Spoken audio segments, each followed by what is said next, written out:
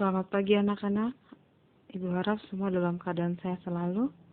Hari ini kita akan melanjutkan materi kita tentang sistem pernapasan, yaitu transport dan pertukaran gas. Proses pertukaran oksigen dan karbon dioksida antara udara dan darah dalam paru-paru dinamakan pernapasan eksternal. Saat sel darah merah, eritrosit, masuk ke dalam kapiler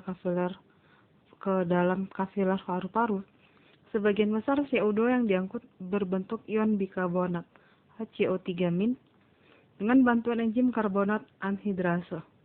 Karbon dioksida dan air yang tinggal sedikit dalam darah akan segera berdifusi keluar. Seketika itu juga hemoglobin tereduksi atau yang disebut dengan HHB, melepaskan ion-ion hidrogen H+, sehingga hemoglobinnya juga ikut terlepas. Kemudian hemoglobin akan berikatan dengan oksigen menjadi oksihemoglobin atau disebut HbO2. Tekanan parsial oksigen yang kita hirup akan lebih besar dibandingkan tekanan parsial oksigen pada alveolus paru-paru. Dengan kata lain, konsentrasi oksigen pada udara lebih tinggi daripada konsentrasi oksigen pada darah. Oleh karena itu, oksigen dari udara akan berdifusi menuju darah pada alveolus paru-paru.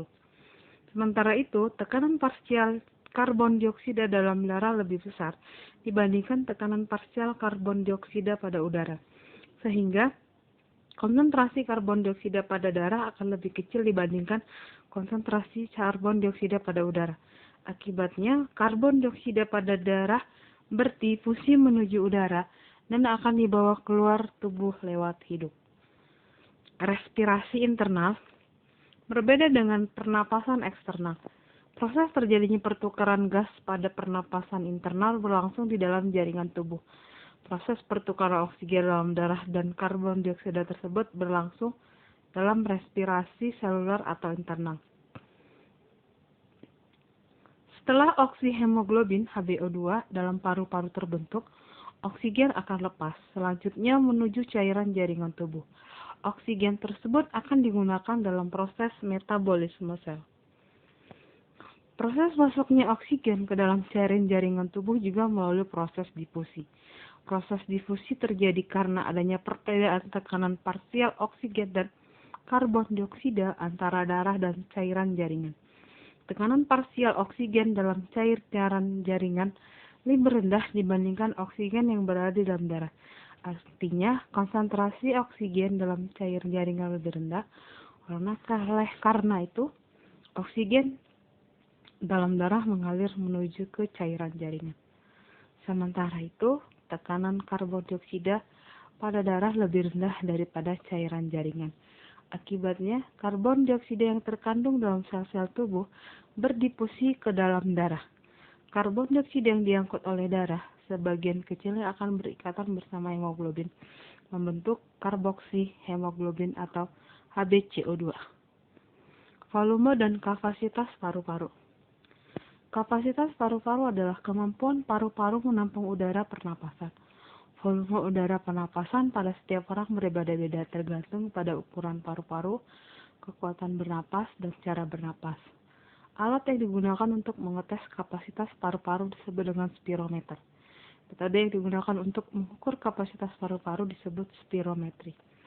Metodenya adalah dengan mencatat volume udara yang masuk dan keluar dari paru-paru. Umumnya orang dewasa volume paru-parunya berkisar 5-6 liter.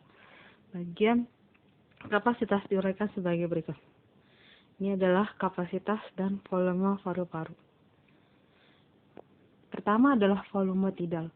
Adalah volume udara yang masuk dan keluar paru-paru pada saat pernapasan normal, sebesar 500 ml. Volume cadangan inspirasi adalah udara yang masih dapat dihirup setelah inspirasi biasa sampai mencapai inspirasi maksimal.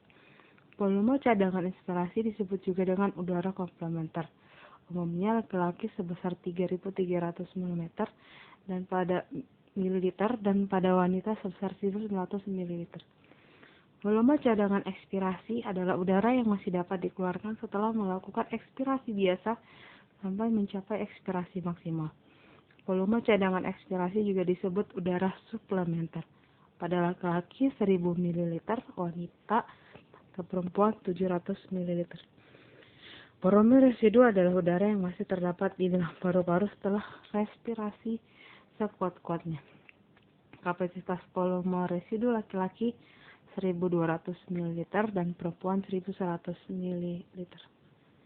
Kapasitas inspirasi adalah banyaknya udara yang dapat dihirup setelah taraf ekspirasi biasa sehingga pengembangan paru-paru secara maksimal sekitar 3500 ml. Kapasitas respirasi sama dengan volume tidal ditambah dengan volume cadangan inspirasi. Kapasitas residu fungsional adalah jumlah udara di dalam paru-paru pada akhir respirasi biasa. Kapasitasnya berkisar 2300 ml. Kapasitas residu fungsional sama dengan volume cadangan ekspirasi ditambah dengan volume residu. Kapasitas vital adalah volume udara maksimal yang dapat masuk dan keluar paru-paru selama sistem pernapasan pada manusia. Kapasitas vital adalah volume cadangan inspirasi ditambah dengan volume tidak ditambah lagi dengan volume cadangan ekspirasi. Volume kapasitas vital kira-kira 4600 ml. Kapasitas paru-paru total adalah seluruh udara yang dapat ditampung oleh paru-paru. Kapasitas paru-paru total adalah kapasitas vital ditambah dengan volume residu. Besarnya sekitar 5800 ml. Oke anak-anak, sampai di sini materi kita hari ini. Kita lanjutkan di pertemuan berikutnya. Selamat pagi semuanya.